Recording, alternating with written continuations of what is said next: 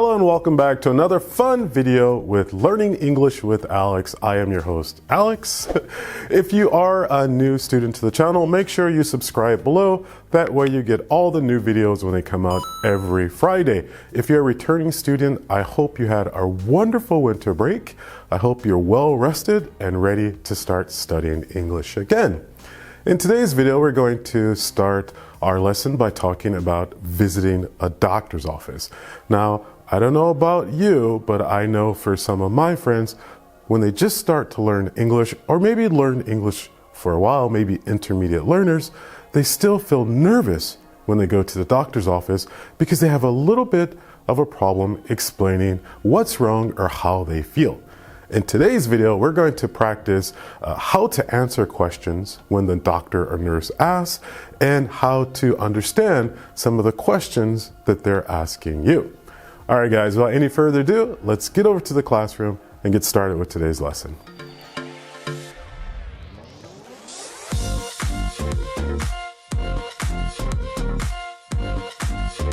Do you get nervous talking about visiting the doctor's office? Are you afraid you won't know how to explain your health problems? Or maybe you're afraid that you won't understand what the doctor or hospital staff are saying. Well, today we're going to talk about some medical issues that you might have when you visit a hospital and how to explain what medical problems you have. I understand visiting a doctor's office is one of those things that make you a little bit nervous because maybe there's some medical words that the nurse or the doctor might say that's really hard to understand. I know for me, when I lived in Japan, even though I speak Japanese pretty fluently, one of the problems I always had was when I went to the doctor's office and they would use those kind of medical words and I didn't know how to respond. The thought is that a fever is actually beneficial to our body in many ways, and our brain actually increases the temperature set point that it directs the rest of the body to be at when we have an infection. So I understand how you feel, but in today's video, I promise we're going to help you explain your health problems from head to toe. We're going to talk about problems with your eyes, with your nose, with your mouth, with your ears, with your neck, with your stomach, with your legs. We will start from the top and work our way to the bottom. I promise by the end of this video, you will be able to understand or explain what the doctor or nurse is talking about. It might be helpful if you take maybe a pencil or pen just to write a few notes, because I promise you, everything we talk about today will be very useful when you go to a doctor's office or a medical clinic. For our grammar point today, we're going to use the grammar point of possession. For example, I have, or past tense, I had, or my. So whenever you're explaining your medical issue or your medical problem to a doctor or to a nurse, you want to use the grammar point for possession. I have, I had, or my. So maybe the receptionist at the front desk, or maybe the nurse, or maybe you even get to the doctor and they asked you, why are you coming in today? Or maybe, what seems to be the issue today? Or what brings you to the doctor's office today? There are many different ways the doctor or the nurse or the reception might ask you this, but basically they're asking you, what is wrong? Why are you coming to the doctor's office today? So we are going to use the grammar point of have, had, or my. So you could say something like, I have a neck pain. I have a very bad neck pain. So you could say something like, I have a headache. I have a headache. Or maybe you can say, I have a migraine. I have a migraine. Now, the difference between headache and migraine, it's almost the same thing, but it is a little bit different in the level. For example, a headache, your head, it hurts, but you're still okay to maybe work or maybe walk or whatever you're doing, it's still okay to do things because a headache, it's bad, but it's not bad. not that bad. But if you have a migraine is that pain you have right in the middle here, where your nose might be a little stuffed, your head hurts, and the pain is more. So a headache is here, but a migraine is a little bit worse. Okay guys, so we're going to start off with the head.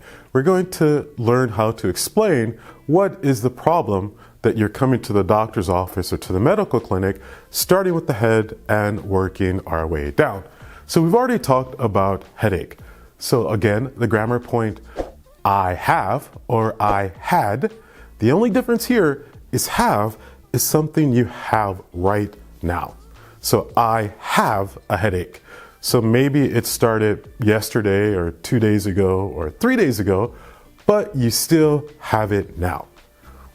But if you say I had a headache yesterday, you had a headache maybe 3 days ago, maybe 2 days ago, and you had a headache yesterday. But today you do not have a headache because have past tense is had. I think that's a pretty easy one to follow. So here, I have a headache, or I have a migraine. Now again, these are very, very close. The only difference is a migraine is more painful. It's that pain right in the middle of your forehead, right in the middle of your eyes. Sometimes it makes your ears hurt. Migraines are a lot more painful than a headache. A headache is bad, but a migraine is worse. Or you might say to the doctor, I have a fever. I have a fever. Now, we know that a fever just means in your head, you have a high temperature. Now, depending on where you are in the world, if you use Celsius, I think it's about 36.7 degrees, which is normal, and anything above that is you have a high fever. In North America, where they use Fahrenheit, please correct me if I'm wrong in the comments below, but I think for Fahrenheit they use like 98.5 degrees. If I'm wrong, please hit me in the comments below and let me know. But a fever is a temperature that's normally above that. So if you're using Celsius, if you have like a 37 or a 38 degrees temperature, you have a fever. If you live somewhere and maybe only America uses the Fahrenheit, I'm not sure. But if you live in America, I know some of our viewers do live down there, you might say, I have a fever of maybe 100. But to me, who use Celsius, if you have a temperature of 100, you're like on fire. But a fever just means a high temperature. Or you could say, oh, I have an earache. I have an earache. Or you could tell the doctor, I have a runny nose. I have a runny nose. Or maybe, oh, yesterday I had a bloody nose. Yesterday I had a bloody nose. Or maybe, I have a swollen red eye. I have a swollen eye, a swollen red eye. Both are okay. I have a swollen eye or I have a swollen red eye. Some people, depending on your maybe skin color, it might be red or it might be blue. It depends on your complexion or it depends on your color. But you could simply say, I have a swollen eye. Or as we go down a little bit, oh, I have a stiff neck. I have a stiff neck. So a stiff neck means it's hard to move. It's very tight. Oh, I have a stiff neck. It's hard to move. Or when I move my neck, maybe it hurts a lot. I have a stiff neck. Oh. Or maybe I have a sore throat. I have a sore throat. Sometime you're drinking or eating or just swallowing your saliva, we say, I have sore throat when your throat hurts. Or maybe at home, you've been coughing a lot, and maybe you have a congested chest. I have a congested chest. I have a bad cough. So some of your cough, when you cough and it hurts in your chest, we say, I have a congested chest. So, and your chest hurts. I have a congested chest. Or going down a little bit, you can say, I have stomach pains. Oh, I have stomach pains.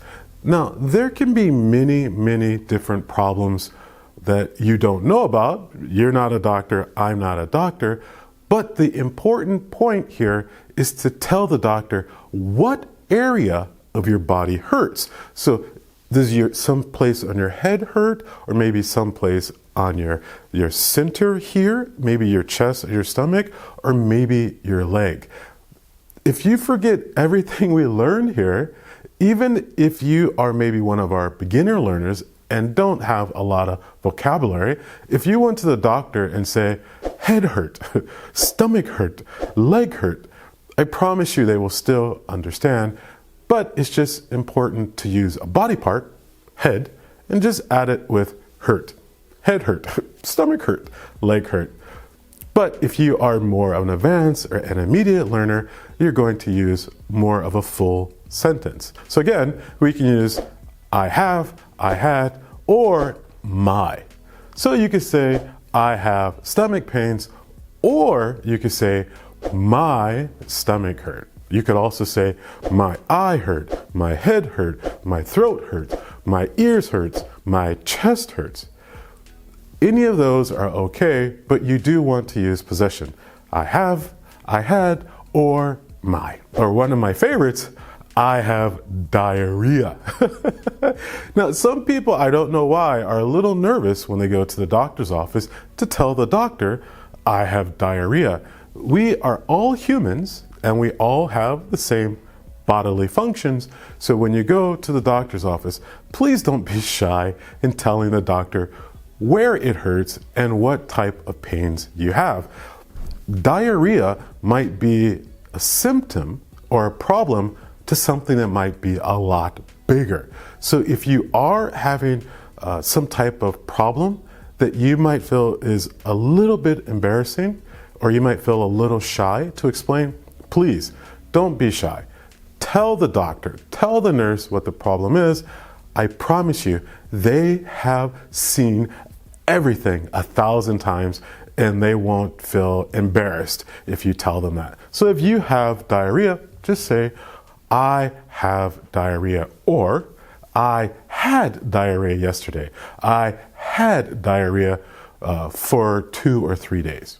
So in today's video, we started from the top and we went all the way down to the bottom. Now, of course, I'm not a doctor, I'm a teacher, and I'm sure a lot of you are probably not doctors as well. Maybe some of you are, but most of you are probably not doctors. So remember, when you go to a doctor's office or to a clinic, you don't have to use a lot of English to explain what is wrong. If you forget everything about this video, I hope you don't, but if you do, you can simply say head hurt, chest hurt, hand hurt, arm hurt, stomach hurt, back hurt, leg hurt. Just those 2 words together and the doctor or nurse will understand. If you're one of the lower students, or maybe you have a lot of pain and it's hard to think in English, just remember the body part and add hurt, and I promise when you go to the clinic or the hospital, you will be fine. Guys, it might be helpful to actually watch this video a couple times. It really does help to practice saying this over and over again, but you do want to use the possession I have, I had, or my when you're going to the doctor's office. It will really help them understand what's going on. All right, I hope you learned a lot. I know this video is a little bit longer than usual, but it is very useful. Until I see you in our next video, aloha.